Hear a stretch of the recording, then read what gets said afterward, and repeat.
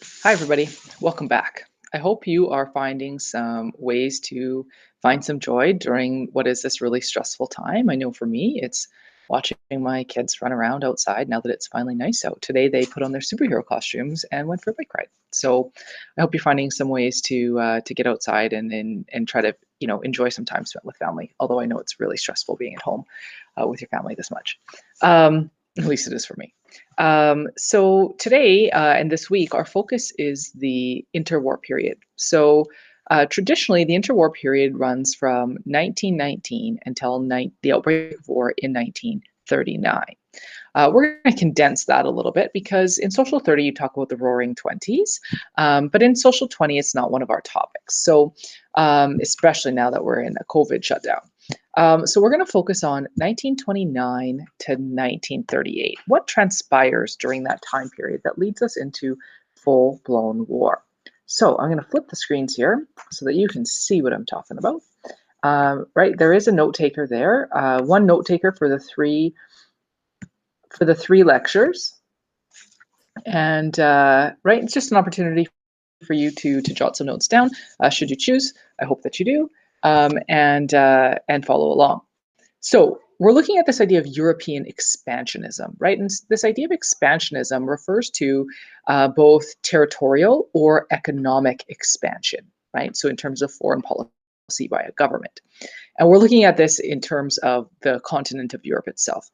Largely, we're going to be mostly looking at Adolf Hitler in Nazi Germany, but we will also touch on Mussolini in Italy, and we'll also touch a little bit on expansionism in Japan, obviously not European in nature, but same side of the war. So at the end of the First World War, right, 1919, Paris Peace Conference, they figure out how they're going to deal with all of these nations. And what we see in the 20s is a period of economic recovery, right? And depending on what nation you're in, right? Like if you're in the United States, tremendous wealth generation.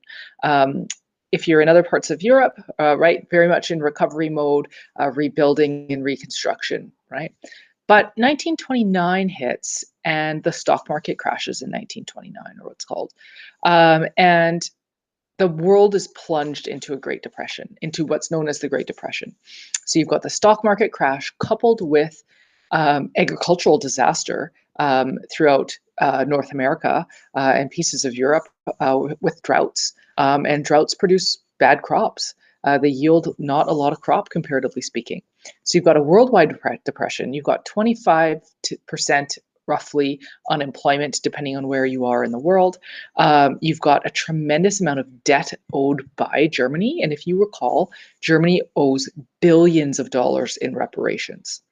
Interesting fact. Did you know that Germany was forgiven of their debts in 2010 by other European nations and allied nations of the war? 2010. How old were you guys in 2010? 5, 6? Right? So 2010 was when Germany made their last payment from the First World War. Can you imagine? That's crazy. Over 100 years go by. So they owe a tremendous amount of money. There is huge inflation, right? And that basically means that the cost of everything is going up, but people's salaries aren't. And naturally massive unemployment due to all of the aforementioned items. So one of the things that we need to talk about is this idea of fascism, right? It's a huge ideology within this course, especially in the Second World War. So fascism is a 20th century ideology. Fascism didn't really exist until this time. So fascism is characterized, yes, by a dictator, but fascism and communism are actually on two different sides of the political spectrum, okay? And we'll talk about what that means, okay? So centralization of authority under a dictator, right? So you've got a single face, a single person commanding the nation with absolute authority. So in the case of Germany, that would be Adolf Hitler. In the case of Italy, that would be Benito Mussolini. In the case of Japan, you're looking at Hideki Tojo. Naturally, Hitler is probably the one that you think of first. Some of you may have also heard of Mussolini, probably very few of you, the Japanese leader, Hideki Tojo. So, dictatorship, stringent socio-economic controls. Basically, every aspect of life was controlled in some capacity, right? Power and control are what dictatorships need in order to survive. Controlled private enterprise. So, what does that mean? That basically means, right, that idea of private, which means individually owned, okay, not owned by the state. So this is where one of the big areas that communism and fascism differs. In communism, the state owns everything, whereas in fascism, fascism is almost like controlled capitalism, right? Depending on who you were in society, you may be able to own business. And then the government could there from that point on also tell you what your business could produce. So for example, maybe in the interwar period, you were producing soccer balls. Well, your factory, Hitler has decided that your factory is needed for the production of radios used for propaganda, and now you are no longer selling soccer balls, you are manufacturing radios, for example. Largely, most companies then, in terms of factories, were redesigned to produce war materials of some kind. Naturally, right, if some people were allowed to own, this was at the expense of others, right? Others would be excluded. And in Nazi Germany, you're looking at Jews. We'll get into that largely next week when we start talking about the Holocaust. Suppression of the opposition, right? Dictatorships in any capacity only can operate if there is a single party state, right? Dictatorships don't do well or are unsuccessful if there is a vocal opposition or any opposition at all, because the purpose of opposition is to hold government to account and be accountable. But the dictator is accountable to no one. And the last one here, policy of extreme and aggressive nationalism. This idea of ultra-nationalism that we spoke about earlier in one of our previous lectures in relation to the First World War. This idea of extreme and aggressive nationalism that has no limits. And as we move through this in the video clips that other video clips you're going to watch, it's going to depict this for you. So some of the early warning signs. Don't worry, I'm not going to read these all to you. You can read them for yourself. But I do want to point out a few of them. Okay. One being the powerful and continuing nationalism that we've talked about before. Disdain for human rights, big one. One of the big ones as well, identification of enemies as a unifying cause. In relation to Nazi Germany, this is going to be the Jews. And we'll get into talking about that a little bit later when we talk about causes of the Holocaust and the Second World War a little bit more. Right, supremacy of the military. Hitler turns the state into a militarized state. Obsession with mass national security, controlled mass media, right? One can only manage all of this with extreme propaganda programs. And you can read through the rest there. But this idea of obsession with crime and punishment, disdain for intellectuals and the arts, right? That would serve potentially to challenge a dictator. Okay? Ultimately speaking, fascism itself stresses four big things. The first being this idea of the great man theory. And you're going to come back to this great man theory in Social 30, so I'm not going to spend too much time talking about it. The idea that it's better to have this strong central character, a brilliant man, make the decisions for everyone, because ultimately, in the mind of a fascist dictator, the masses are stupid and they need to be controlled, and that can only be done by one single brilliant person. Okay. Second bullet there, all fascists are bullies. This idea of action and aggression, right? Power and aggression. People must do whatever they must for whatever is necessary for the state at whatever the cost. This justification of aggression in order to meet the needs of the state or national interest. Ultranationalism, we talked about before, this idea of extreme nationalism, and everyone has to partake. And when we look at number 4, this is in relation to Nazi Germany only, for the most part, in that idea of racism in the capacity of a master race.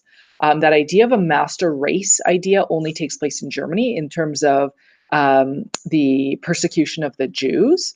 Now, did the Japanese have ideas of ethnocentrism in relation to the Chinese? Yes, but not on the level of this master race capacity like Germany.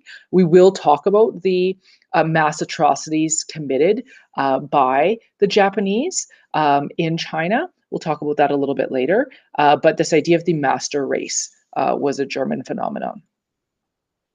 So let's meet the faces of fascism in the interwar period. So on the left over here, you have Adolf Hitler, where my cursor is. I'm not sure if you can see my cursor. So you've got Adolf Hitler, probably recognizable to a lot of you based on stuff you may have read or movies you may have watched over time, right? Adolf Hitler, Germany. The middle guy here, Benito Mussolini, and we're going to talk about him right away here. He is Italian. He comes into power a little bit before Hitler does.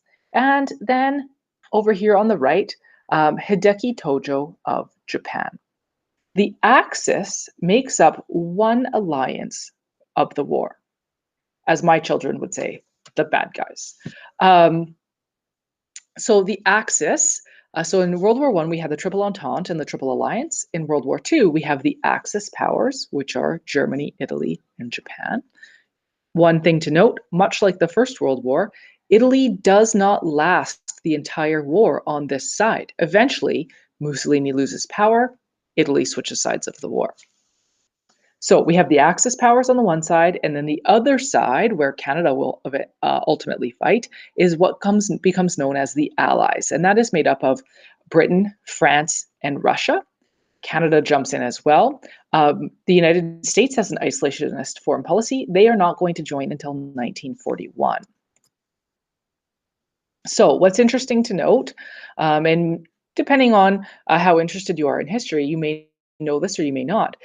Technically, by the letter of the law, Hitler and Mussolini were both elected to power by their country's people. So the question becomes, why would a country elect a politician who believes in fascism? Well, let me tell you, desperation can make people do crazy things. So we're going to come back to that idea here in a little bit. This idea of expansionism is kind of where we started on slide 1. The definition being a policy advocating territorial or economic expansion. Well, all three of our fascist leaders of the Axis powers believe in this foreign policy. Italy, Germany, and Japan all believe that in order to accomplish their goals, they need more land. But how do they justify this? Racial superiority, right? That idea of ethnocentrism, right? Ethnic nationalism, economic factors, and this great desire to have a ginormous empire. Italy, Germany, and Japan are going to foster these extremely nationalist policies, and to the point where, like, this aggressive form of nationalism using propaganda convinces the people that it was their right as the superior nation to take territory from these inferior or lesser nations than themselves. And the aggressive actions that Italy, Japan, and Germany are going to take throughout the 1930s ultimately set the stage for what's going to happen with the start of World War II. So in this lecture, we're going to spend a few minutes talking about expansionism in Japan, a few minutes talking about expansionism in Germany, and then in our second lecture, we're going to focus on Nazi Germany. So as you can see here on the right, we've got a map of Southeast Asia. Okay, so keep that in mind as I'm talking here. Okay, so the Industrial Revolution sweeps through Europe and North America in the 18th and 19th century.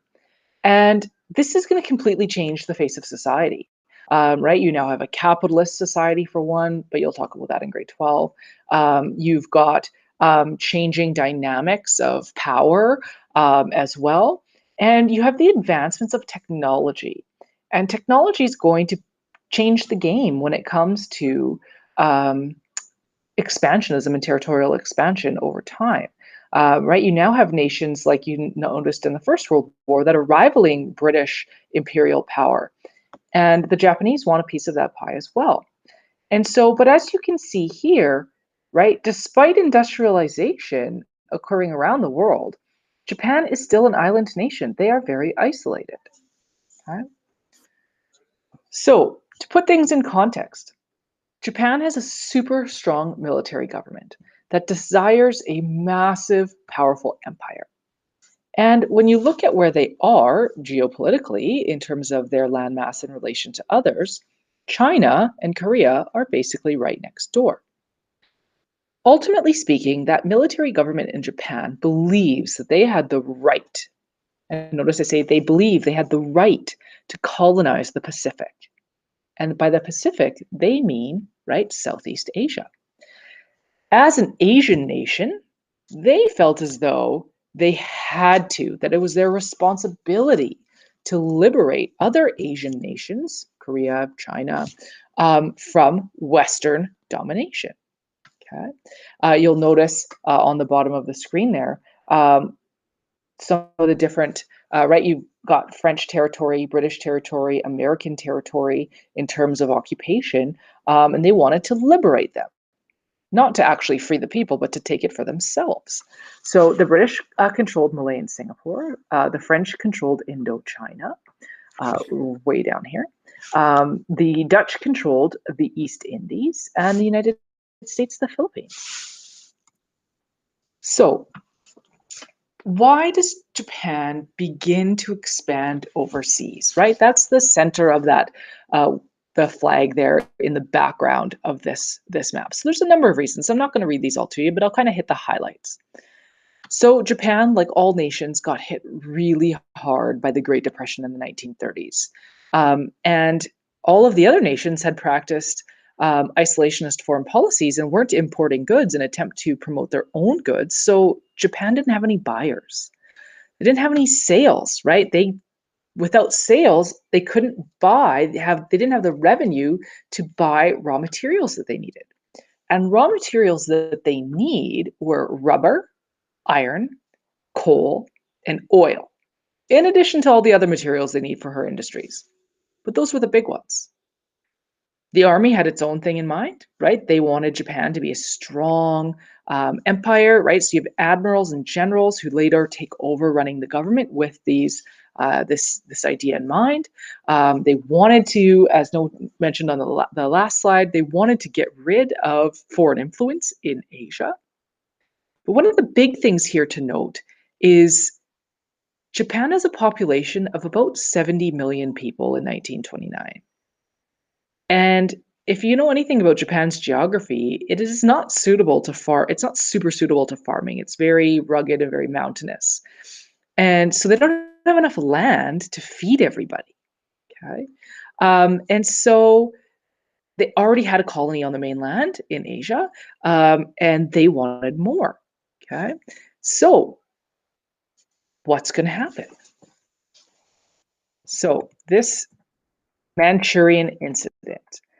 So Japan invades Manchuria in the early 1930s. And Ms. Delano, why did Japan invade Manchuria? Well, Japan invades Manchuria for the reasons you saw on the last slide. They need land, and they have this desire to liberate the people. So they bomb a railway. They bomb one of their own railways because Japan's already kind of in there a little bit. They stage a bombing in order to set the stage for an aggressive action.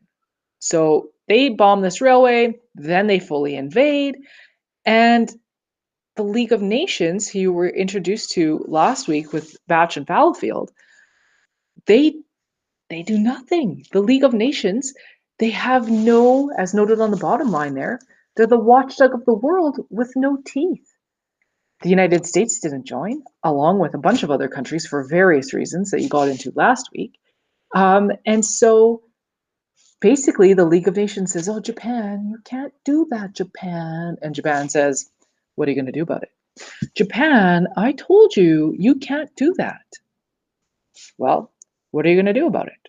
Well, Japan, ultimately speaking, the League of Nations does sweet nothing. And then Japan, few years down the road, just pulls out of the League of Nations itself. So this is the first incident that tells Hitler and Japan and Mussolini in Italy that the League of Nations is weak, that they don't have a leg to stand on. Because, right, Japan invaded Manchuria and the League did nothing but say, oh, Japan, don't do that. So that's Japan, simplistically, in about 10 minutes. Now let's take a quick look at Italy. Okay. Italy is a new country in about 1870, just like Germany. Okay, so they're, in terms of nation states, they're very young, right? You're looking at the coalition or the joining of a number of other kind of regions into the Italian state, or the unification of Italy. So foreign policy in Italy was based on this idea of uniting all ethnic Italians within the same geographic borders. Well, what other states are Italians living in? Well, the neighboring states within that region, of course. Right? And you can check those out on a map. So after World War I, it's interesting to note that Italy does not get all of the territories it wants. Right? They wanted a piece of the pie. Right? They were part of the Big Four, but they didn't get as much as they wanted. They also, like everybody else in Europe, had tremendous economic woes. They suffered from inflation, unemployment, debt, right? Wars cost a lot of money, and government refused to raise taxes on the wealthy. So this is setting the stage for Mussolini to roll on in. And there he is. So all of this coupled together sets the stage for Mussolini to come in. Mussolini, in terms of who he is and his background, he was a veteran, right? He fought in the First World War. But he's also a journalist, so he knows how to use words.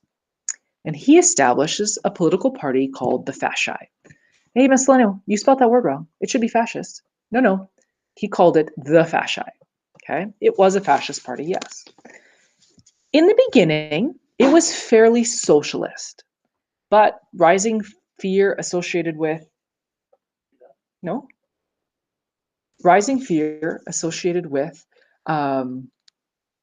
socialism and communism in Europe was starting to sweep through Europe. And so he took advantage of the fear of socialism to push the party further to the right and establish his dictatorship.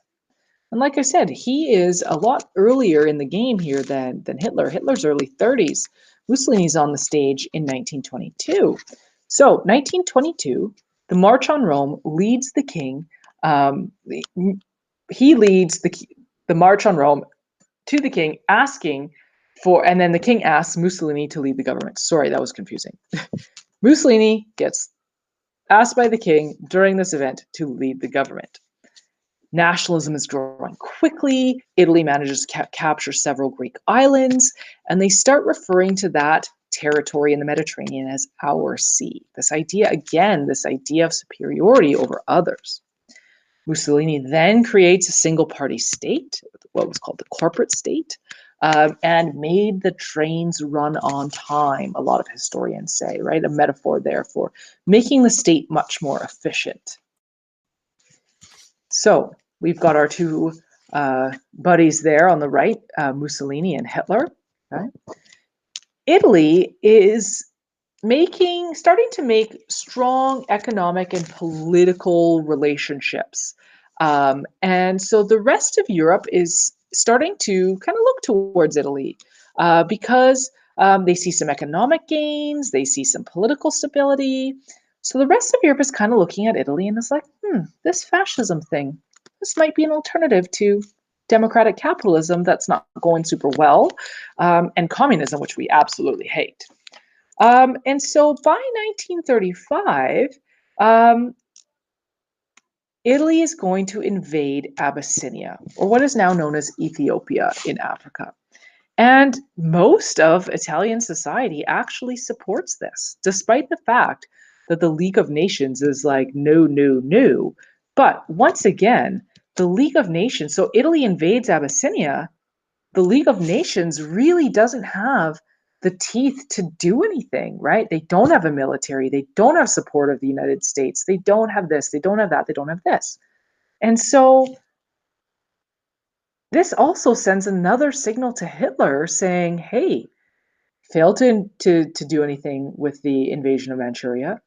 A number of years later, when in theory the League should be more developed, well, in 1935, failed to do anything to protect Abyssinia. Okay. Now, in 1936, Mussolini and Hitler, they team up. They'd start to develop an alliance. This is 3 years before the war starts. But this is kind of where we're going to tail off with the discussion of Italy. Italy, they're really not matched in the war. Over the course of the early stages of the war, Mussolini's popularity is going to take a nosedive, and ultimately he's going to get replaced, and Italy's going to switch sides of the war. So that's where we're going to stop for today. And tomorrow, or whenever you happen to watch this, we'll get going and we'll specifically spend a whole mini lecture here looking at the rise of totalitarianism in Germany itself.